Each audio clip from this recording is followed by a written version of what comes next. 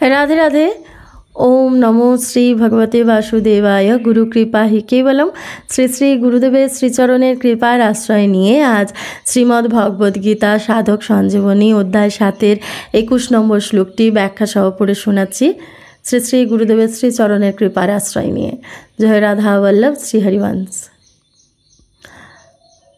यो यो यम यम तनुभक्त श्रद्धयार्चितुमिच्छति तस्य तस्याचलं श्रद्धां तामेव विदधाम्यहम्।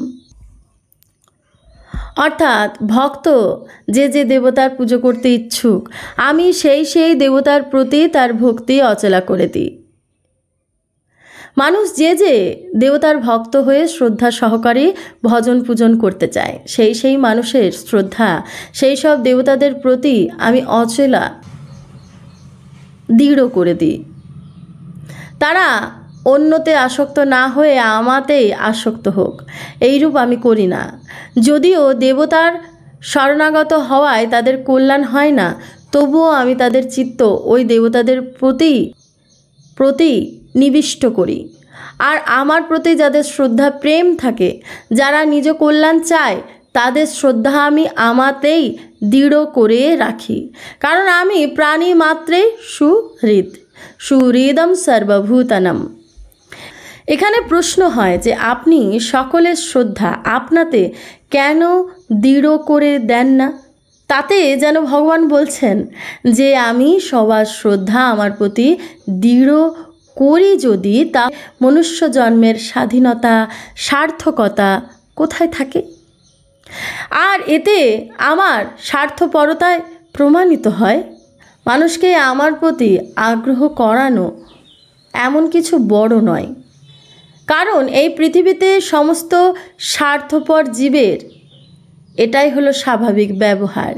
কাজেই স্বার্থ ভাব না রেখে স্বভাব শোধরানোর এই প্রেরণা আমি প্রদান করি যাতে কেউ পক্ষপাতিত্ব করে অন্যের কাছ থেকে নিজের পূজা প্রতিষ্ঠা করাতে ব্যস্ত না থাকে এবং কাউকে যেন পরাধীন না করে। দ্বিতীয় প্রশ্ন হলো এই যে আপনি ওই সব মানুষের শ্রদ্ধা ওই সব দেবতাদের দৃঢ় করে দেন এর দ্বারা আপনার সাধুত্ব তো প্রমাণিত হলো কিন্তু ওই সব মানুষদের আপনার প্রতি বিমুখ হওয়ায় তো ওদের অকল্যাণই হয়। এর উত্তর হলো এই যে যদি আমি তাদের শ্রদ্ধা অন্য দেবতা থেকে সরিয়ে নিয়ে আমার দিকে আনি তাহলে তাদের আমার প্রতি অশ্রদ্ধা জন্মাবে।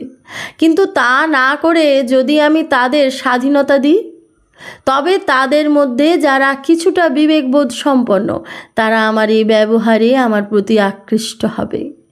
অতএব তাদের উদ্ধারের এই উপায় হলো সর্বাপেক্ষা উত্তম। আর তৃতীয় প্রশ্ন হলো যে আপনি যখন নিজেই এদের শ্রদ্ধা অন্যদের প্রতি দৃঢ় করে দেন তখন সেই শ্রদ্ধা তো দূর হওয়ার নয় তাহলে তাদের পতন তো হতেই থাকবে। তার উত্তর হলো যে আমি তাদের শ্রদ্ধা কেবল দেবতাদের প্রতি দৃঢ় করি অন্যদের প্রতি করি না তা নয়। আমি তাদের ইচ্ছা অনুযায়ী তাদের শ্রদ্ধা দৃঢ় করে থাকি। মানুষ তার ইচ্ছা পরিবর্তন করতে সম্পূর্ণ স্বাধীন সমর্থ। ইচ্ছা পরিবর্তন করায় তারা অবশ হীনবল বা অযোগ্য নয়।